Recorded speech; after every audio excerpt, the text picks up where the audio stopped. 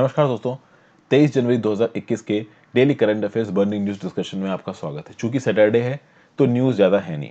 पहली न्यूज जो आपके काम की है वो है centre inform supreme court it is against giving UPSC aspirants another chance.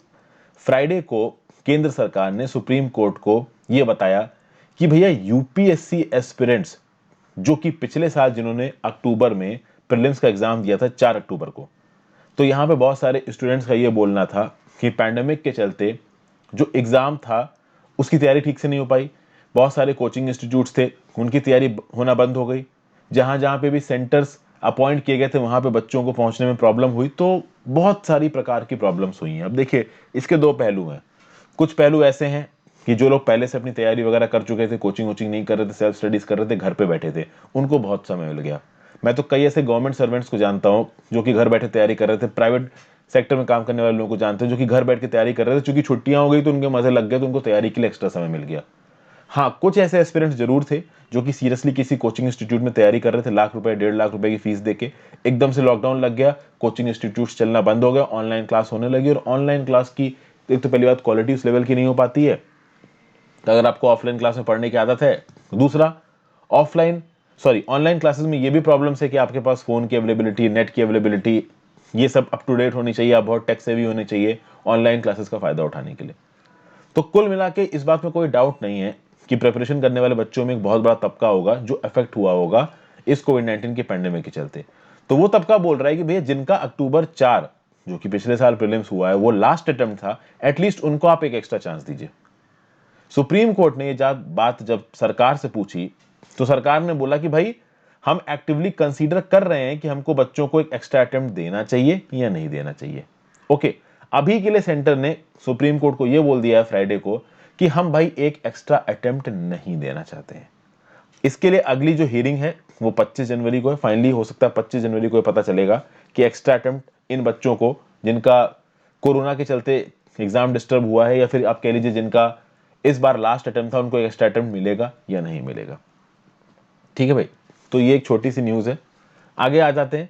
India to expand tourism in Arctic. ठीक है भाई, and research also in Arctic. तो भैया टूरिज्म और रिसर्च दोनों में हम लोग आर्कटिक में बढ़ाएंगे। अब जब आर्कटिक सर्किल की बात आती है तो उसके साथ साथ ऑटोमेटिकली एंटार्क्टिक सर्किल भी आ जाता है। तो मैं आपको बस ये बताना चाहता हूं कि एंटार्क्टिक के ऊपर मैं काफी सी वीडियोस बना चुका हूं। पहले बात तो हम ये बात करते हैं कि जो आर्कटिक है इसके आसपास कंट्रीज कौन कौन सी है। तो आर्कटिक का जो नॉर्थ पोल है इसके आसपास आपको नजर आ रहा है यूएसए का अलास्का, कनाडा पूरा पूरा नजर आ रहा है। इधर आपको डेनमार्क नजर आ रहा है, इधर आइसलैंड नजर आ रहा है, नॉर्वे नजर आ रहा है, फिनलैंड नजर आ रहा है, स्वीडन नजर आ रहा है, इधर रशिया नजर आ रहा है। तो ये कुछ कंट्रीज हैं जो कि आपके आर्कटिक को चारों तरफ से घेरती हैं। एंटार्क्टिक की बात की जाए यानी साउथ पोल की बात की जाए, जिसका नक्शा आपको यहां कुछ मिल रहा है, जिसके ऊपर मैं बहुत डिटेल में एक वीडियो बना चुका हूं। तो आप इंडियन एंटार्क्टिक प्रोग्राम सर्च मारिए मेरे नाम के साथ, या फिर एंटार्क्टिक ट्रीटी सिस्टम सर्च मारिए मेरे नाम के साथ, आपको ये वीडियो मिल जाएगी। तो इंडिया एंटार्क्टिक रिसर्च प्रोग्राम में कैसे पार्टिसिपेट कर रहा है, एंटार्क्टिक ट्रीटी सिस्टम क्या है, इंडिया के कौन कौन से रिसर्च स्टेटस है एंटार्क्टिक में, उनकी लोकेशन क्या है एंटार्क्टिका के मैप पे, ये सब मैं आपको बता चुका हूं। यहां बात करते हैं, एक और इंपॉर्टेंट वीडियो है एंटार्क्टिका और आर्कटिक के ओजोन होल के बारे में। यहां पे मैंने बहुत सी चीजें बताई। मैंने पोलर वोर्टेक्स के बारे में बात की है, एंटार्क्टिक और आर्कटिक का जो ओवरऑल स्ट्रेटोस्फेरिक क्लाउड्स का ओरिएंटेशन है ये कैसे काम करता है, ठीक है ना, ओजोन डिप्लीशन कैसे होता है, इन सब चीजों के लिए आप ये पर्टिकुलर वीडियो देखिए। क्योंकि इस पर्टिकुलर वीडियो के बिना आपको अगली ये सडन स्ट्रेटोस्फेरिक वार्मिंग वाली जो वीडियो है वो समझ में नहीं आएगी। ये जो अगला आर्टिकल मैं अभी आपको बताने वाला हूं, क्योंकि आज की डेट में थोड़े से ज्योग्राफिकल आर्टिकल्स हैं, तो हो सकता है कि कुछ लोगों को ये वाला जो करंट अफेयर्स डिस्कशन है वो थोड़ा ट्रिकी रहे।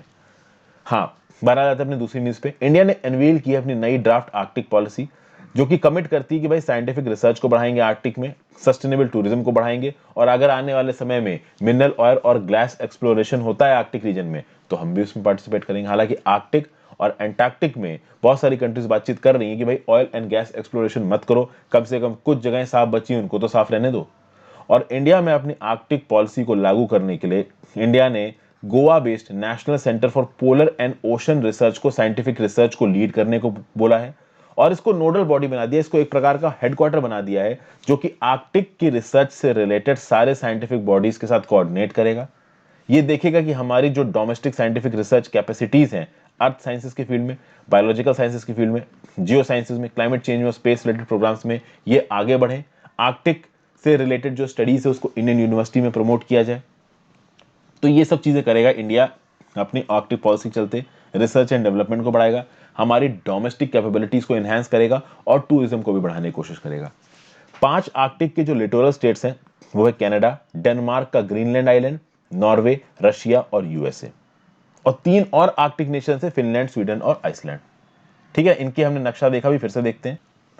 ये देखिए, तो भैया नॉर्थ फ्लोर ये पूरा का पूरा आर्कटिक रीजन है। उस आर्कटिक रीजन के आसपास ये है अलास्का, इधर है कनाडा, इधर है डेनमार्क का ग्रीनलैंड आइलैंड, ओके, रशिया, इधर नॉर्वे, आइसलैंड, फिनलैंड, स्वीडन। ठीक है भाई, तो ये आसपास की कंट्रीज हैं।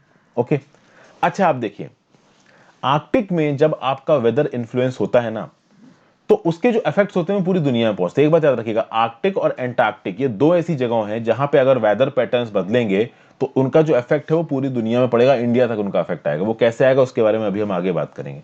आर्कटिक ये जो पूरा रीजन है, यहाँ पे 4 मिलियन इनहेबिटेंट्स रहते हैं, लगभग 40 लाख लोग रहते हैं, ओके, जिसमें से 1/10 लोग इंडिजिनस पीपल है जो हमेशा से इन इलाकों में रह रहे हैं। अगर आर्कटिक का सीजन बदलता है तो ओवरऑल दुनिया भर के सीजन्स बदलेंगे, ट्रॉपिकल वेदर पे भी इंटैक्ट आएगा। Arctic atmospheric ecosystem, oceanographic ecosystem, biogeochemical cycle सबको बदलता है। फॉर एग्जाम्पल, अगर ग्लोबल वार्मिंग बढ़ती है, ग्लोबल वार्मिंग बढ़ेगी तो आर्कटिक में जो बर्फ है वो पिघलेगी, वो बर्फ पिघलेगी तो सी आइस, आइस कैप्स ये चले जाएंगे, ओशन और एटमॉस्फेयर वार्म होंगे, जिसके चलते ज्यादा जो फ्रेश वाटर है जो आइस के फॉर्म में, ग्लेशियर्स के फॉर्म में, सॉलिड फॉर्म में था, वो पानी में आ जाएगा। उससे पानी की सैलिनिटी कम होगी, ओवरऑल ओशंस की सैलिनिटी कम होगी। लैंड और ओशंस के बीच में जो टेम्परेचर डिफरेंस है ट्रॉपिकल रीजन्स में, उसके टेम्परेचर डिफरेंस में और फर्क आएगा। ठीक है ना, बहुत सारी चीजें यहां पे होने वाली हैं दोस्तों। सब ट्रॉपिकल एरियाज में, हायर लैटिट्यूड्स में प्रेसिपिटेशन, भाई कैटास्ट्रोफिक इंपैक्ट है।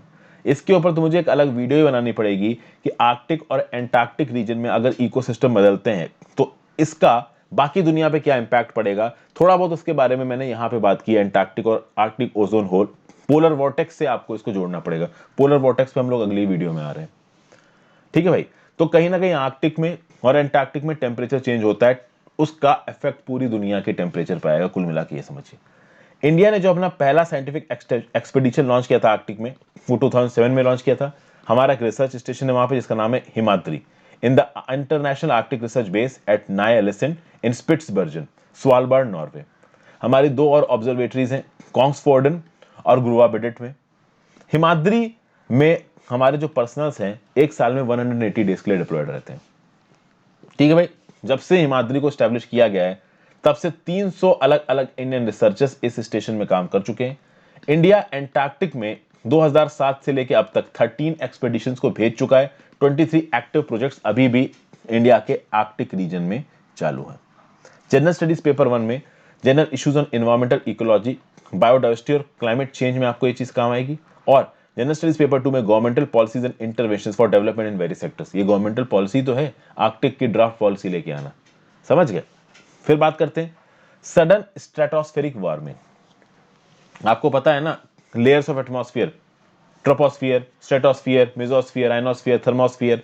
अगर आपको लेयर्स ऑफ एटमॉस्फेयर नहीं पता तो एटमॉस्फेरिक लेयर्स मेरे नाम के साथ यूट्यूब में सर्च मारिए, आपको रिलेवेंट वीडियो मिल जाएगी, आप लेयर्स ऑफ एटमॉस्फेयर देखिए जाके।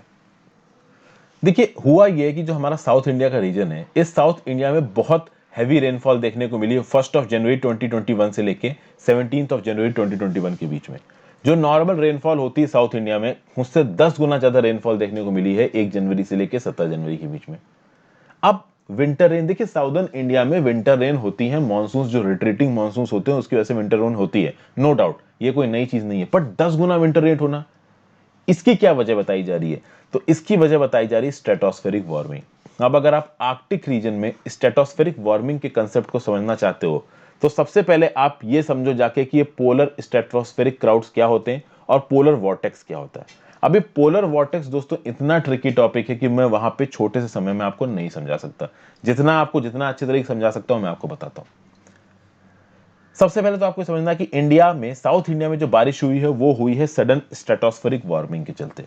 अभी स्ट्रेटोस्फेरिक वार्मिंग क्या होती है? Warming, it is an event where the polar stratospheric temperature increases up to 50 degree Celsius. Polar stratospheric temperature, polar इलाकों में अगर आप स्ट्रेटोस्फीयर में चले जाओ, यानी ट्रोपोपॉज के ऊपर चले जाओ, ट्रोपोस्फियर क्रॉस कर जाओ, और ट्रोपोस्फियर आपको पता है जो ट्रोपोपॉज होता है आपका पोलर एरियाज में बहुत नीचे होता है, क्योंकि वहां पे सनलाइट ज्यादा नहीं होती। अब आप में से बहुत सारे लोग पूछोगे सर ये ट्रोपोपॉज क्या होता है, तो मेरी बेसिक ज्योग्राफी की वीडियोस देखिए जाके, मैंने पूरी ज्योग्राफी के लेक्चर्स पे अलग से पीपीटी बना रखी है, या बेसिक एनसीईआरटी की वीडियोस देखिए, वहां पे भी आपको ये सब चीजें पता चल जाएंगी। अगर आपने अपने बेसिक्स क्लियर नहीं किए हैं तो यहाँ पे बहुत से एक्सप्लेनेशन आपको समझ में नहीं आएंगे। तो भाई जब आप पोल्स में स्ट्रेटोस्फेरिक इलाकों में चले जाओ, मतलब हाइट पे चले जाओ, ट्रोपोस्फियर को क्रॉस करके स्ट्रेटोस्फियर में चले जाओ, वहां पे टेम्परेचर जब 50 डिग्री सेल्सियस तक पहुंच जाए तो उसको आप बोलोगे सडन स्ट्रेटोस्फेरिक वार्मिंग। अब ये सडन स्ट्रेटोस्फेरिक वार्मिंग होती क्यों है? यहां पे आती है एक चीज जिसका नाम है पोलर जेट स्ट्रीम। अब वही बात, अगर आप जानना चाहते हो कि पोलार जेट स्ट्रीम्स क्या होता है, तो आप जेट स्ट्रीम मेरे नाम के साथ सर्च मारिए। मैंने वहां पे आपको ट्रॉपिकल ईस्टर्ली जेट समझाया है। एक्चुअली में जेट स्ट्रीम्स का हमारे इंडियन मॉनसून पे क्या इफेक्ट होता है, ये मैंने अपनी जेट स्ट्रीम वाली वीडियो में बता रखा है। तो व्हाट आर जेट स्ट्रीम्स, या सिंपली जेट स्ट्रीम्स, मेरे नाम हर्षित द्विवेदी के साथ यूट्यूब में सर्च मार दीजिए, आप इस वीडियो को देखिए। लगभग 16-17 हजार लोगों ने इस वीडियो को ऑलरेडी देख रखा है, वहां पे आपको जेट स्ट्रीम्स का पूरा आइडिया लग जाएगा। ठीक है भाई, एक बार आपको जेट स्ट्रीम के बारे में पता चल जाएगा। अब होता यह कि जो पोलार जेट स्ट्रीम्स है, ऑब्वियस सी बात है, पोलर इलाकों में बहती है, नॉर्दर्न हेमिस्फीयर में। आप कह सकते हो कि ये जो पोलार जेट स्ट्रीम है वो पूरा जो ग्लोब का सर्कमफेरेंस है ट्रेवर्स करती है थोड़ा ऊपर की तरफ, इक्वेटर से बहुत नॉर्थ में। अब आप देखिए, पोलार जेट स्ट्रीम की मूवमेंट जब नेचुरल वेदर पैटर्न्स की वजह से डिस्टर्ब हो जाती है ना, तो वहां पे एक वॉर्टेक्स बनता है जिसका नाम है पोलार वर्टेक्स। ये पोलार वर्टेक्स बहुत तेजी से, ये अर्थ है, बहुत तेजी से अर्थ के चारों तरफ ऐसे घूम रहा होता है। ये पोलार वर्टेक्स का जो विरलिंग कोन होता है, ये पोल्स के ऊपर एक बहुत ही ज्यादा लो प्रेशर बना देता है, और वहां पे जो पोलार वर्टेक्स होता है ना, ठंडी बहुत कर देता है। समझ गया? और ये जो पोलार वर्टेक्स होता है स्ट्रेटोस्फियर में घूमता है। तो अब समझिए, आर्कटिक पोल के चारों तरफ और एंटार्क्टिक पोल यानी कि जो साउथ पोल है इसके चारों तरफ स्ट्रेटोस्फियर में एक एयर मास एक गोले में चक्कर काट रहा होगा, और जितने गोले में चक्कर काट रहा होगा वहां पे प्रेशर बहुत कम हो जाएगा और ठंडी बहुत ज्यादा हो जाएगी। इसको बोला जाता है polar vertex. Okay, polar jet stream की वजह से बनता है। पोलार जेट स्ट्रीम जब वेदर पैटर्न्स की वजह से डिस्टर्ब होती है तो ये पोलार वोर्टेक्स बनता है। ठीक है भाई, और जब ये पोलार वर्टेक्स बनता है, खासकर ये विंटर्स में बनता है और ठंडी कर देता है पोलर इलाकों में, उस समय पे आप ये कह सकते हो कि जो पोलर इलाके हैं और जो मिड लैटिट्यूड रीजन है उनके बीच का जो टेम्परेचर डिफरेंस होता है वो बहुत ज्यादा होता है, मतलब पोलर इलाकों में टेम्परेचर हद से नीचे चले जाए। ओके, तो ऑब्वियसली बात है पोलर और मिड लैटिट्यूड रीजन में टेम्परेचर फर्क हो जाएंगे। जेट स्ट्रीम्स की मूवमेंट वेदर पैटर्न्स के साथ कुछ इस प्रकार से क्लैश करेगी कि पोलर वोर्टेक्स का फॉर्मेशन हो जाएगा। अब बात यह है कि जब पोलर वोर्टेक्स बहुत स्ट्रांग होता है ना, तब वो जो ठंडी हवाएं देता है ना उसको मिड लैटिट्यूड तक नहीं जाने देता, और थोड़ी बहुत भी हवाएं ठंडी अगर मिड लैटिट्यूड तक पहुंच गई तो नॉर्थ अमेरिका की जो नॉर्दर्न वाले इलाके हैं ना वो पूरे बर्फ से ढक जाते हैं। खैर वो एक अलग बात है। पोलर वर्टेक्स के समय पे जो ठंड होती है ना आपकी पोलर इलाके में बहुत ज्यादा होती है, लेकिन ये सिर्फ ठंडियों में ही सर्वाइव कर जाते हैं। जैसे गर्मी आने लगती है पोलर वोर्टेक्स कमजोर होता जाता है। जब पोलर वोर्टेक्स कमजोर होता जाएगा तो स्ट्रेटोस्फियर जो कि पहले बहुत ठंडा हो गया था अब वो थोड़ा गर्म होना शुरू करेगा, और एकदम से जब स्ट्रेटोस्फियर गर्म होना शुरू करेगा उसको बोला जाता है स्ट्रेटोस्फेरिक वार्मिंग या सडन स्ट्रेटोस्फेरिक वार्मिंग। तो पोलर वोर्टेक्स खत्म होने के बाद जब गर्मी आई, पोलर वोर्टेक्स नेचुरली कमजोर होना शुरू हुआ, तो स्ट्रेटोस्फियर थोड़ा सा गर्म होना शुरू हुआ, पहले बहुत ठंडा था। इसको बोला था सडन स्ट्रेटोस्फेरिक वार्मिंग। और इस सडन स्ट्रेटोस्फेरिक वार्मिंग का एक यूनिक प्रकार का इफेक्ट पड़ता है पूरी दुनिया के क्लाइमेट पे, पूरी दुनिया के टेम्परेचर पे। और इसका एक इफेक्ट अभी क्या देखने को मिला कि हमारे साउथ इंडिया में जो रिट्रेटिंग मानसून थे वो बहुत तेजी से आए, और 1 जनवरी 2021 से लेकर 17 जनवरी 2021 के बीच में पानी बहुत ज्यादा बरसा साउथ इंडिया में। तो ये पानी भरने इस परसनी वजह क्या बताई जा रही? Sudden stratospheric warming. Okay, polar vertex के बाद आती है ये sudden stratospheric warming. Tricky geographical concepts हैं, समय समझने पे बहुत सारे बताऊंगा और बहुत सारे ऑलरेडी बता चुका हूं। मेरी ज्योग्राफी की वीडियोस और एनसीईआरटी की वीडियोस को प्लेलिस्ट को रेफर करिए। जनरल स्टडीज पेपर 1 में general issues environmental ecology and climate change में आपको चीज काम आएगी। आज की final news, Russia welcomes US proposal to extend nuclear treaty. Kremlin जो कि पावर सेंटर है आपका मॉस्को का, रशिया का, उसने वेलकम किया यूएस प्रेसिडेंट जो बाइडेन के प्रपोजल का कि भैया जो न्यूक्लियर आर्म्स ट्रीटी बची हुई है यूएसए और रशिया के बीच में इसको एक्सटेंड किया जाए। बहुत सारी ट्रूटीज ऑलरेडी टूट चुकी हैं, आईएनएफ ट्रीटी ऑलरेडी टूट चुकी है, ओपन स्काईज ट्रीटी को ट्रम्प पहले ही छोड़ चुके हैं और अब रशिया कह रहा है कि हम भी ओपन स्काईज ट्रीटी छोड़ देंगे, तो आईएनएफ ट्रीटी टूट चुकी है, ओपन स्काईज ट्रीटी खत्म हो चुकी है, तो भाई कम से कम ये जो न्यू स्टार्ट ट्रीटी है ये तो बची रहे। तो जो बाइडेन ने यहाँ पे इंटरेस्ट दिखाया कि भाई हम ये चाहते हैं कि जो न्यू स्टार्ट ट्रीटी है इसको एक 5 ईयर का एक्सटेंशन मिले। रशिया ने इसकी तरफ पॉजिटिव रिस्पॉन्स दिया। ये जो ट्रीटी है न्यू स्टार्ट ट्रीटी 2010 में साइन की गई थी प्रेसिडेंट उस समय के बैराक ओबामा यूएस के और रशियन प्रेसिडेंट दिमित्री मेदवेदेव के बीच में। ये ट्रीटी क्या बोलती है कि दोनों कंट्रीज अपने डिप्लॉयड न्यूक्लियर वॉरहेड्स को 1550 से कम रखेंगे। ये ट्रीटी 5 फरवरी 2021 को एक्सपायर हो रही है, इसी को एक्सटेंड करने की बात की जा रही है। और यहां पे रशिया ने बोला है कि कोई भी कंडीशन मत लगाइए इस पैक्ट को एक्सटेंड करने के लिए। डोनाल्ड ट्रंप कंडीशन लगा रहा था। डोनाल्ड ट्रंप कह रहा था कि भाई हम तो अपने न्यूक्लियर वॉरहेड्स को कैप कर रहे हैं और चाइना अपने न्यूक्लियर वॉरहेड्स बढ़ाता जा रहा है, तो एक ऐसी ट्रीटी हम लेके आएंगे न्यूक्लियर कंट्रोल के लिए जहां पे यूएस रशिया ही नहीं चाइना भी हो। यह बोलना था यूएसए का, डोनाल्ड ट्रंप का। वो चीज पॉसिबल नहीं थी। रशिया भी चाह रहा था कि भाई कहीं ना कहीं ये जो न्यू स्टार्ट ट्रीटी है ये एक्सटेंड हो जाए। फाइनली जो बाइडेन ने कहा कि मैं न्यू स्टार्ट ट्रीटी को एक्सटेंड करूंगा। रशिया ने बोला भाई हम बहुत खुश हैं, कुछ ना कुछ नेगोशिएशन होगा ही, और अगर ये न्यू स्टार्ट ट्रीटी कंटिन्यू हो जाती है अगले 5 साल के लिए तो बहुत अच्छी बात होगी। और कहीं ना कहीं अच्छी बात इस सेंस में भी होगी क्योंकि यूएसए और रशिया के जो रिश्ते हैं ना वो पिछले कुछ सालों में बहुत ज्यादा खराब हुए हैं। चाहे आप यूक्रेन क्राइसिस की बात कर लीजिए कि क्रीमियन पेनिनसुला के आधे हिस्से को रशिया ने जबरदस्ती ऑक्युपाई कर लिया, यूक्रेन से वापस ले लिए, या फिर आप बात कर लीजिए कि 2016 के यूएस प्रेसिडेंशियल इलेक्शंस में हद से ज्यादा इंटरफेरेंस कर रहा था मॉस्को, और भी बहुत सारे इरिटेंट्स थे यूएसए और मॉस्को की रिलेशनशिप के बीच में। बट कहीं ना कहीं अगर ये दोनों लोग मिलकर न्यू स्टार्ट ट्रीटी को ही कंटिन्यू करवा पाते हैं, यही एक बहुत बड़ा फॉरेन पॉलिसी अचीवमेंट होगा। न्यू स्टार्ट ट्रीटी एक ट्रीटी है यूएसए और रशियन फेडरेशन के बीच में जो कि रिड्यूस करती है स्ट्रेटेजिक ऑफेंसिव आर्म्स को। 5 फरवरी 2011 को उसको साइन किया गया था।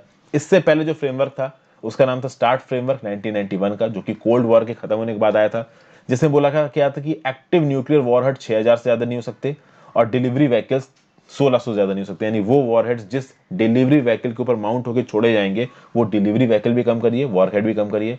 और अब तो जो न्यू स्टार्ट ट्रीटी साइन हुई थी जो अभी के लिए एग्जिस्टेंस में है वो बोलती है कि स्ट्रेटेजिक लॉन्चर 700 तक और ऑपरेशनल वॉरहेड 1550 तक। ये ट्रीटी 5 फरवरी 2021 को लैप्स कर रही है। अगर एक्सटेंड हो जाता है 5 ईयर के पीरियड के लिए तो कहीं ना कहीं थोड़ी बहुत न्यूक्लियर स्टेबिलिटी तो देखने को मिलेगी अगले 5 सालों के लिए। General studies paper 2 international relation में पर्टिकुलर चीज आपको काम आएगी। वीडियो पसंद आई हो तो लाइक और शेयर जरूर करिएगा। एंगेजमेंट के लिए कमेंट करके अपने व्यू पॉइंट जरूर बताइए। Good bye.